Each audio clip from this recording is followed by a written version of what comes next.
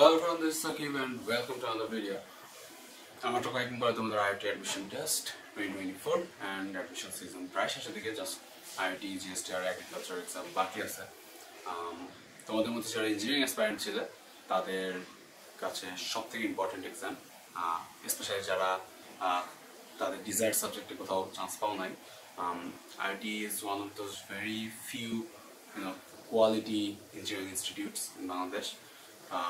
So সবার ইচ্ছা থাকে, প্লাস আইআইটির যেই পার্শিয়াল স্কলারশিপটা আছে that makes a lot of sense অন্যান্য প্রাইভেট ইনস্টিটিউটে পড়ার থেকে আইআইটিতে পড়া অনেক better, even with full payment if one can afford that.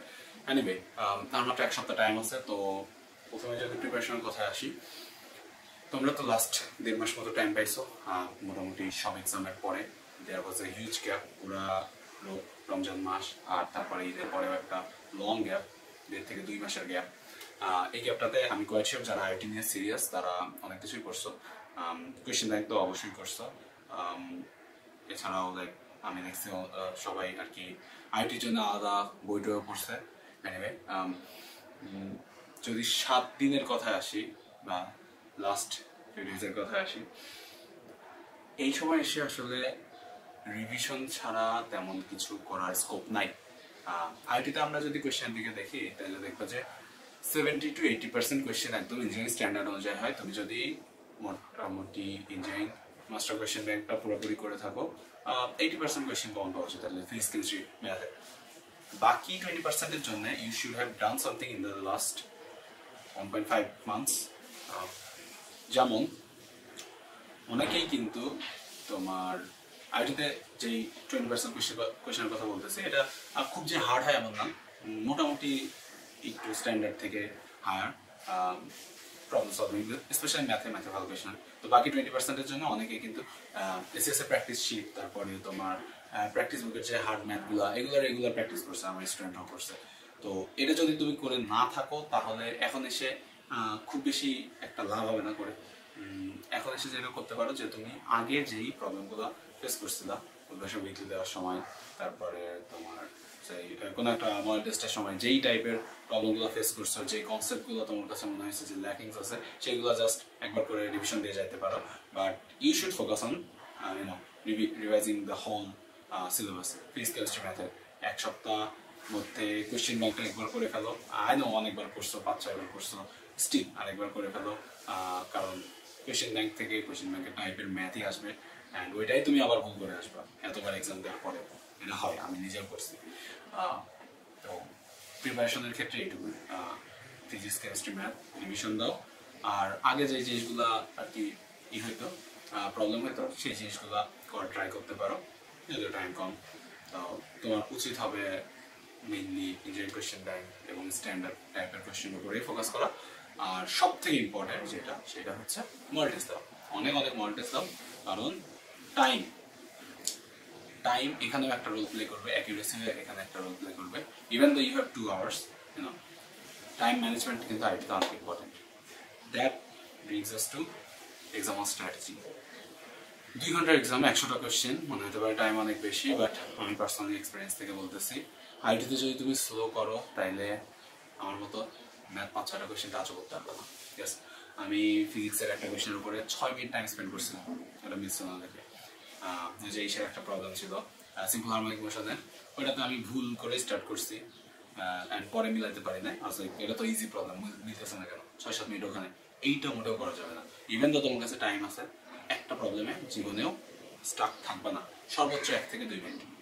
2 minute হয়তো বা একটা ম্যাথ প্রবলেম একটু বড় দিছে, সেখানে তুমি 2 মিনিটের বেশি যাইতে পারো, but only if you have time. যদি বড় হয় তাহলে তাহলে রাখো, পরে এসে আবার করবা। কঠিন জিনিসগুলো স্কিপ, হ্যাঁ টাইম আছে তাও স্কিপ। তুমি লাস্টে এসে যে 30 মিনিট, এটা তো তোমার কাছে কেড়ে দেবে না, এমন তো বলবে না যে তুমি পুরোটা শেষ হয়ে গেলে খাওয়া দেখবে না, তোমার কাছে 30 মিনিট থাকবে। তো কঠিন জিনিসগুলো লাস্টে এসে ট্রাই করো। তোমার মাথায় যদি কোনো একটা জিনিস আসে সেটা এক্সামের ফার্স্টেও আসবে না, লাস্টেও আসবে না। That's a bold statement, but এটা ট্রু। কিন্তু তোমার যদি তুমি যেগুলো পারার, হয়তো এমন প্রবলেম থাকে যে যেগুলো একটু ব্রেইনস্টর্ম করলে আইডিয়া চলে আসে, এটা তুমি লাস্টে এসে করতে পারো, ওকে, তুমি যদি পারার মতো থাকে। সো কঠিন জিনিস আগে করে খুব একটা বেশি অ্যাডভান্টেজ নাই। আর ফিজিক্স কেমিস্ট্রি ম্যাথ আগে আমি সাজেস্ট করবো ফিজিক্স ও ম্যাথ দিয়ে স্টার্ট করো, কারণ ভলিউম বেশি তো 35-70টা, এই 70টার উপরেই তোমার মেইন যে মার্কিং বলো মেইন পুরো এক্সামটা ডিপেন্ড করবে। ইংলিশ না পারলে পারবে না, আর পারলে পারবা, জিনিসটা এরকমই থাকে আইটিতে, খুব একটা ভেবে লাভ হয় না। আবার প্যাসেজগুলো অনেক বড় দেয়, তো ইংলিশ পরের জন্য রেখে দেয় বেটার। যেগুলা প্যাসেজ টাইপের কোয়েশ্চেন আছে এগুলো পারবা, আর ওই যে প্যাস করতে একটু টাইম যাবে, সো পরের জন্য রেখে দিলাম। ফিজিক্সটা আগে করে ফেললাম, আর ম্যাথটা আগে করে ফেললে, যেটা তোমার কাছে বেটার লাগে। ওকে, আমি আইটিতে ফিজিক্স দিয়ে স্টার্ট করছিলাম, পরে ফিজিক্সে যে কটা পারছি করছি, কয়েকটা কঠিন ছিল বা মিলাইতে পারি নাই, সেইগুলোও আমি করার ট্রাই করছি। এদিকে দেখি যে ফিজিক্সে আমার 50 মিনিট মতো টাইম চলে গেছে। যাই হোক, এই ভুলটা যেন না হয়, যেগুলো ইজি সেগুলো করে আর্টগুলো পরের জন্য রেখে দেবে। এটা সব এক্সামের জন্য ট্রু, আইটির জন্য ট্রু। আর অ্যাকুরেসির কথাটা মাথায় রাখবা, যেটা পারবা না সেটা দাগানোর দরকার নাই। যদি আমার হয় যে দুইটা অপশনের মধ্যে কনফিউশন, তো ওই ক্ষেত্রে রিস্ক নিতে পারো যে একটা জায়গায় দিলাম, কারণ এক্ষেত্রে মানে তুমি যদি স্ট্যাটিস্টিক্যালি দেখো it makes a lot of sense. কেন স্টিল রিস্ক না নিতে চাইলে নিও না, র্যান্ডমলিতে দাগানোর কোনো মানে নাই। কারণ তুমি যদি 70-75টা জায়গায় রাখো, ইউ ক্যান এক্সপেক্ট যে মানে 70-75টা যদি ঠিক করো আর কি, ইউ ক্যান এক্সপেক্ট যে তোমার র্যাঙ্ক মোটামুটি হান্ড্রেডসের মধ্যে চলে আসবে, 100 বা 200-এর মধ্যে, depends on the question. But still risk নেওয়ার দরকার নাই, কারণ দেখা যায় যে যেমন হয় যে তুমি 2-3টা রিস্ক নিয়ে দেখাইছো, পরে ওই 2-3 মার্কের জন্য তোমার পার্সেলটা মিস হয়ে গেছে, that would be very tragic thing. তো রিস্ক নেওয়ার দরকার নাই, টাইম ম্যানেজ করবা। অনেকগুলো এক্সাম তো দিছো, মনে হয় না এগুলো নিয়ে আবার বলা লাগবে। জাস্ট একটা কোয়েশ্চেনে অনেকক্ষণ ধরে স্টাক থেকে না, that would be my suggestion.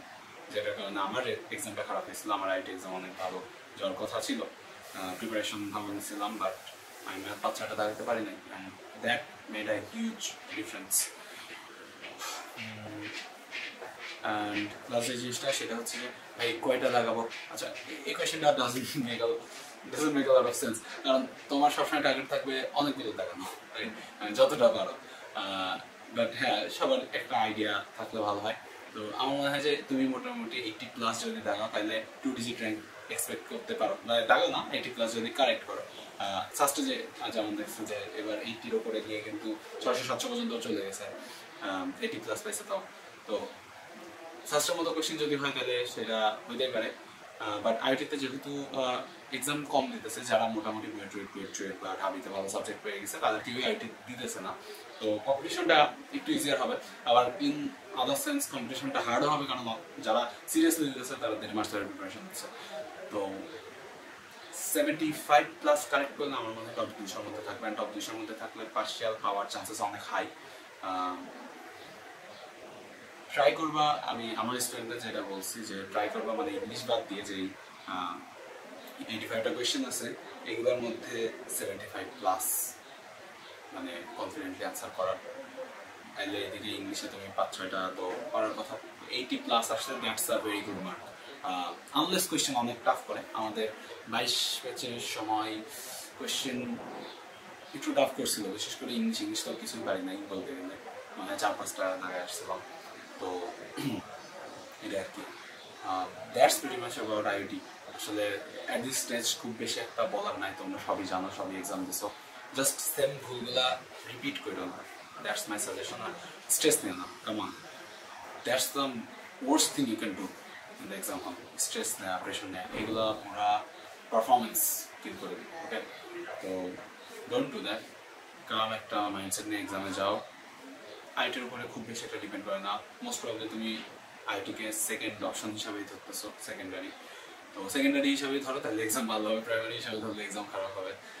এটাই হচ্ছে কঠিন বাস্তবতা। আমার নিজের কেসেও এটাই হয়েছে, যারা জানো তারা তো জানোই। এটাই আর কি, চিল থাকো, এক্সাম দাও, প্রিপারেশন তো নিছো, ভালোই করবা, খারাপ করবা না। স্ট্রেসড হয়ে গেলে, স্ট্রেস হইলে ব্রিথ ইন, নিজের কাম করো, প্রবলেম সলভ করতে থাকো, ইনশাল্লাহ ভালো কিছু একটা হবে। কোনো কোয়েশ্চেন থাকলে আমার কমেন্টে জানাও, and best of luck for the exam. আসসালামু আলাইকুম।